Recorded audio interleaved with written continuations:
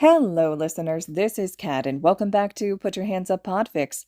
This will be the continuation of Unexpected Friends. This will be Part 5, Chapter 5, entitled Moments. The group of friends was resting the day after another villain attack on the school. There were more heroes patrolling the school. After being moved into the dorms, the Quirk nerds tended to hang out in either Shinsou's or Monoma's room. Midoriya's room was too much of an all-might shrine for them to handle, and Hatsume's was too messy. They weren't able to get Hatsume to declutter her room much, but they were able to get Midoriya to dial down the All Might merch by a lot. They were planning to hang out that afternoon in Midoriya's newly decorated room. As they headed to his room one by one, some students wondered how they were able to handle the amount of merch in his room, as they did not know that he had been forced to redecorate. Once they had all gotten to Midoriya's room, they began to talk and laugh as they ate snacks they had brought. Monoma had begun to rant about Class 1A getting all the attention again, making sure to leave Midoriya and Shinsou out of the insults. They couldn't help but giggle at some of his comments, such as Bakugo or Daddy Issues is back at it again. Come on, you know that Izuku didn't mean to scare Denki into shocking Bakugo, Shinsou teased. Maybe, but even Izuku has to admit it was funny, Monoma said confidently. Midoriya shrugged with a small smile. Maybe. I did apologize to Kaminari later, and he actually found it funny. He was trying not to crack up laughing earlier around Kacchan, actually. Hatsume just kept asking questions about what happened, and they were more than delighted to answer with the details they had gained.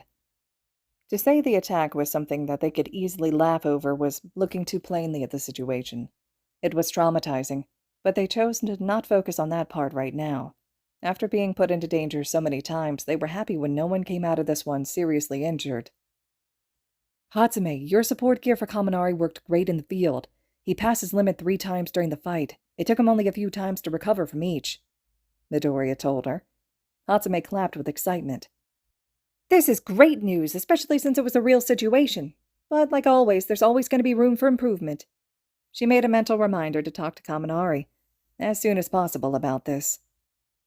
As they continued to talk about Midoriya finally not breaking anything during a fight, and Bakugo's need for a therapist, the aura around Midoriya began to change, as a thought began to creep up on him.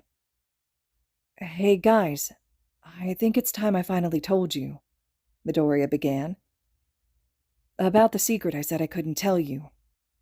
Their faces turned serious, as they faced the green boy. I guess this part goes without saying, but you can't tell anyone about this. I've made the decision to make you a part of the inner circle.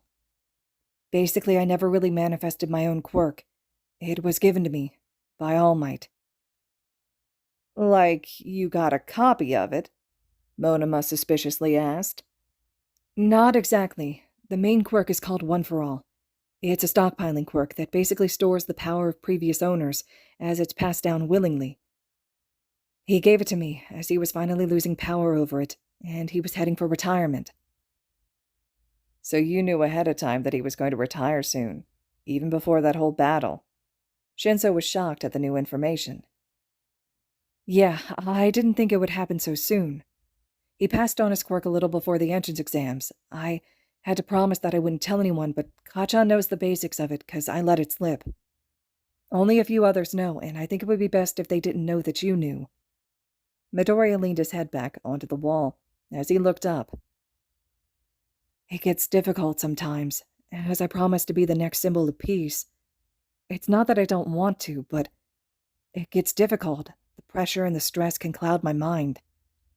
Sometimes I think that all this is a distant dream because I was never meant to have a quirk.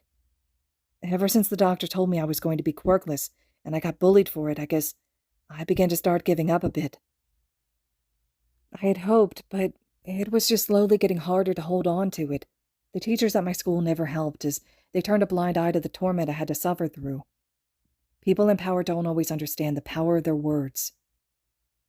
It was a split second, but it felt like they all understood. That society didn't understand them, and the reason that they turned out the way they did was due to their judgmental gaze. Midoriya had been looked down upon all of his childhood for something he couldn't control, for being born a certain way.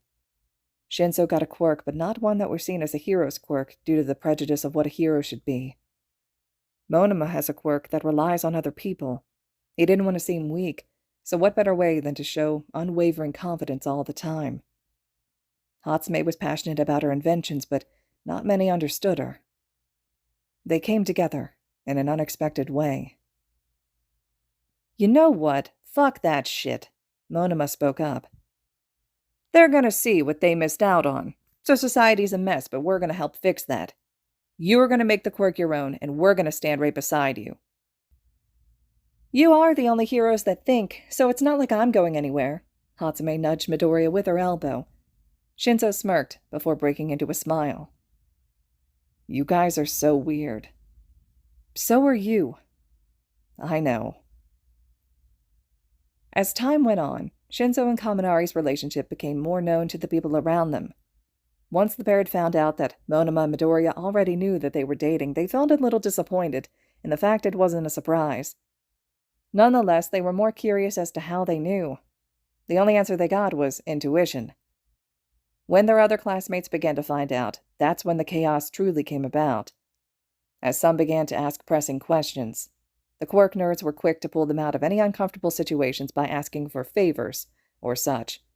Class 1A being the interesting class, they began to place bets. The bets were for when the other members of the quirk nerds would get into a relationship, or who their crush was. It was truly gambling, as many didn't get the dynamics of their group. Only one person managed to place their bets right.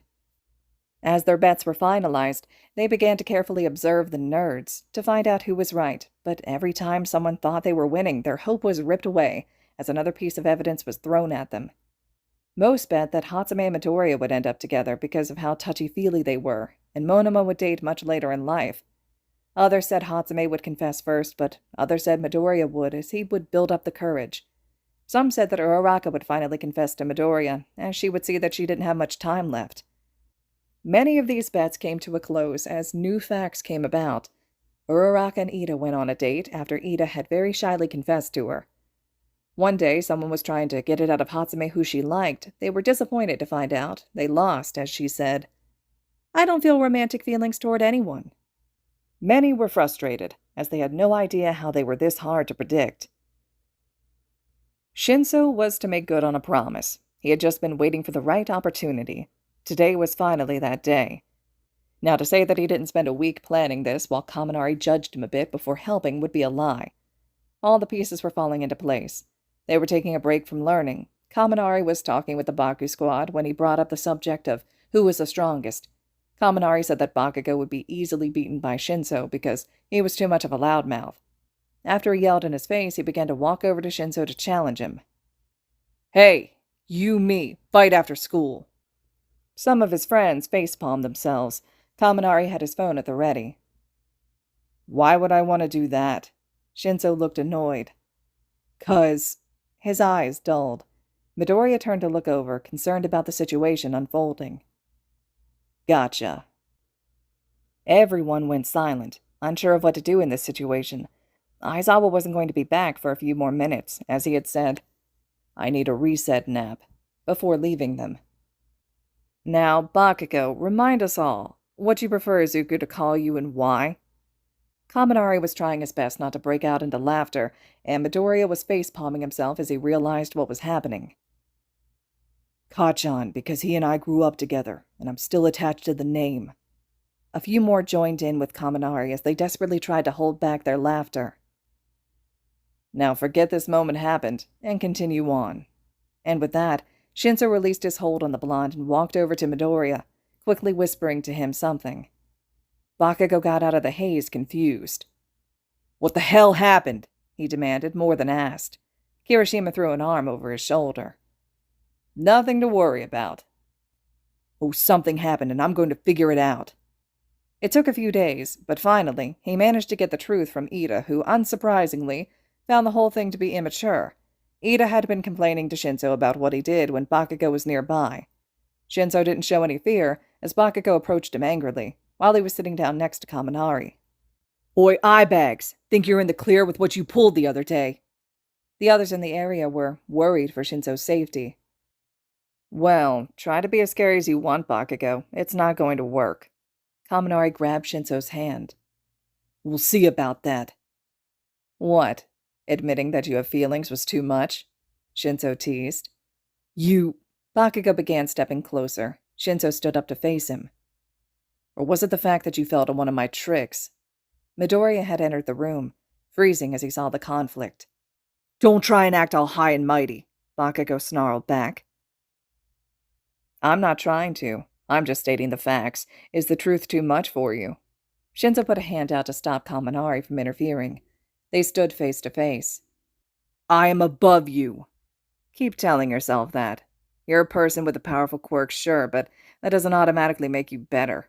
I bet when you were a child you got a quirk and everyone praised you, and let me take a quick guess, you only used it to suppress those who were less fortunate. Don't act as though you know me. Shinsou walked to stand side by side with Bakugo, before whispering. I know I don't, but from what I do, it makes you more like a villain than you think, and I recommend you learn to apologize. Shinsou motioned for Kaminari to follow. It took a second for Bakugo to realize that Shinsou had left, but once he did, he proceeded to walk out of the room, stopping next to Midoriya for a second. The green boy looked at him for a second before quickly walking away. Monoma and Midoriya were spending some time together. After the whole Bakugo incident, Midoriya had been spending more time on himself. Some in 1A were becoming worried, as the tension between Bakugo and Midoriya was becoming worse in a different way. Shinsou and Midoriya had switched seats. The Quirk nerds would spend more time together, away from others. Every time Hatsume saw Bakugo in passing, she would glare at him. If looks could kill, he would have been dead. Monoma was watching Haikyuu with Midoriya to have a more relaxing evening, as Midoriya had told him earlier that day that he was more anxious than usual, so the pale blonde offered to spend some time with him. As they were watching another team be impressed by Hinata's jumping abilities, there was a knock on Midoriya's door. They got off the floor, Monoma sitting on the nearby chair after throwing some of the pillows that had been on the ground back onto Midoriya's bed. The green boy opened the door to find Bakugo on the other side. An angry awkwardness that only Bakugo could show was evident on his face. Hi, Bakugo, Midoriya said. His eyes widened slightly for a quick second. Deku, I see you have him in your room with you. Yeah, we were just watching a show.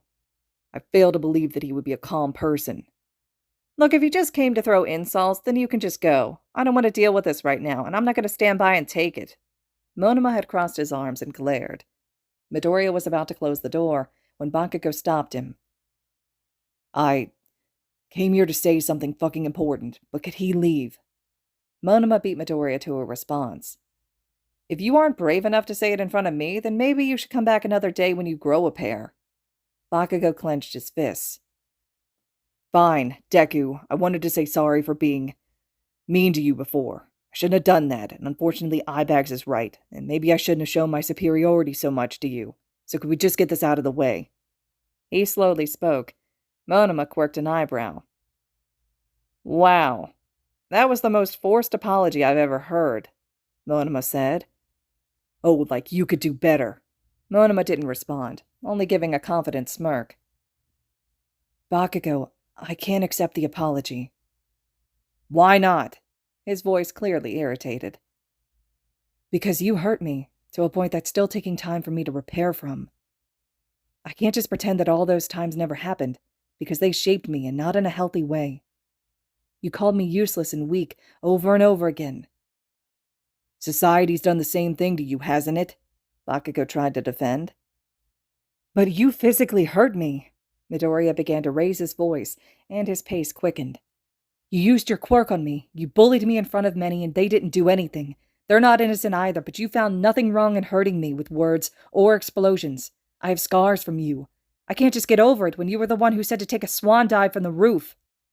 Midoriya began to break down into tears at the phrase, but held back so he could continue.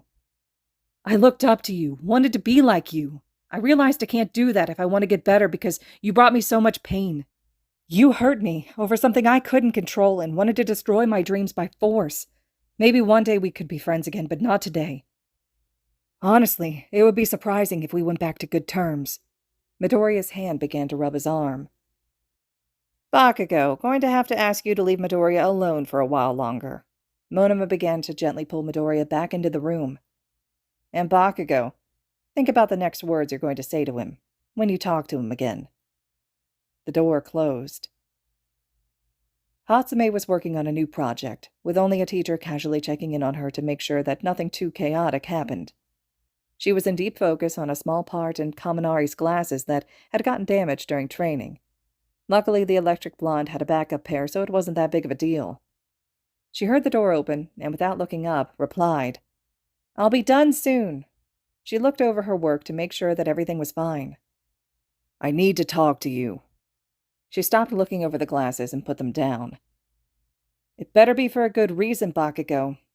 She turned around to face him.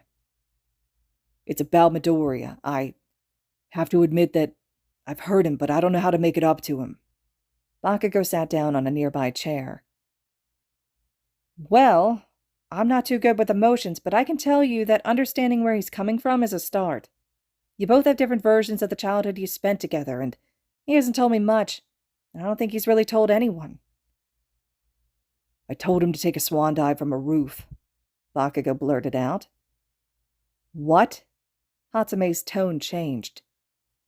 "I said to him that if he wanted a quirk so bad, to take a swan dive off the roof and hope for one in his next life."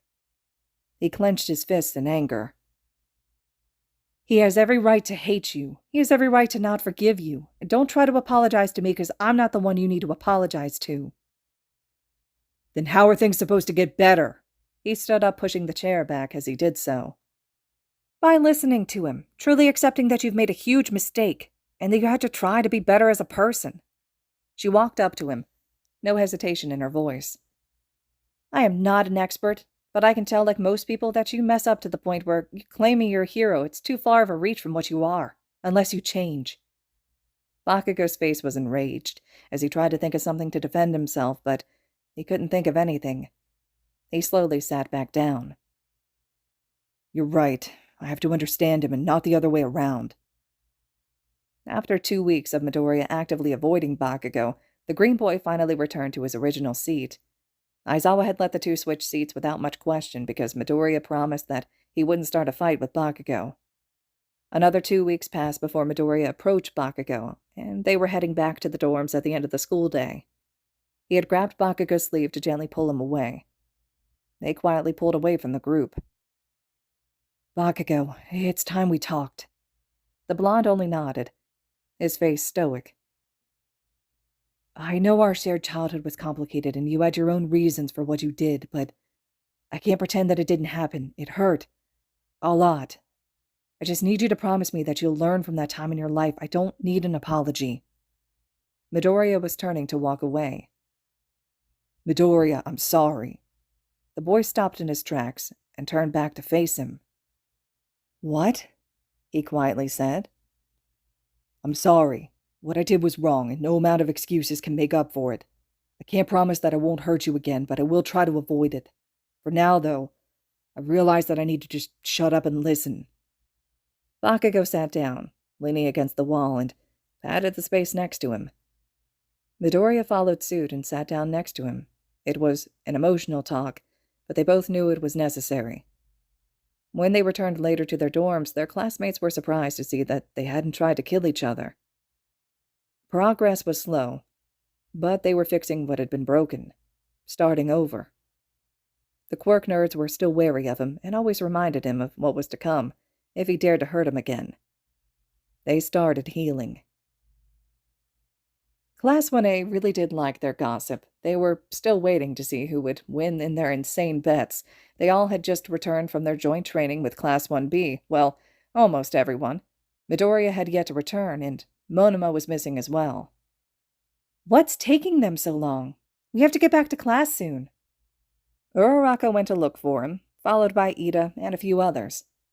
She found them near the exit of the training grounds. They were still too far away to hear them, but they could tell that they were in a heated argument. Ida and Uraraka were about to try to intervene, but Bakugo, who had surprisingly followed, stopped them. "Don't. This is between them." The pair hadn't noticed the people watching from a distance. Suddenly, Monoma stepped forward, his face more relaxed than before, as if apologetic. The group had become quiet and were watching as if it were a TV show. Midoriya stepped forward towards Monoma, grabbing the other's hands. He looked up before saying something, followed by their fond smiles. Monoma nodded his head. Midoriya smiled brightly before giving Monoma a quick peck on his cheek. As if a spell had been cast, the group froze into place except for one person. Monoma gave off a fond smile before returning a small kiss on the lips. A few words were said before they began to walk back. The group scrambled, to look as if they were just passing by or just arriving. The whole Baku squad had been there, as they had all, except Bakugo, placed bets that were just a mix of reactions. "Are you guys okay? You guys are acting as if there's a villain nearby," Midoriya commented as soon as they got close enough. "Yeah, they were just coming out for some fresh air while Ida and I came out to find you," Uraraka quickly answered. "Sure. Anyway, we're gonna quickly get changed. Don't do anything too stupid." Monoma quickly shot a glare at Bakugo before leaving with the green boy. As soon as they were out of sight, they began to freak out. "No way! Really didn't see that coming. Did anyone win the bet?" "I won," someone claimed. They all turned to the source of the noise. Kaminari Denki. "Really?" Kirishima exclaimed. "Check the records." They looked at the notes on their phones and saw he was correct. "How did you even—" "I didn't even know," Shinsou questioned his boyfriend. "Don't worry about it, sweetheart," he said before walking away. All right, listeners, this concludes Chapter 5 of Unexpected Friends. Chapter 6 will be up next. Let me know your thoughts and reactions to the entirety of this fic so far, and as always, thank you all so much for listening.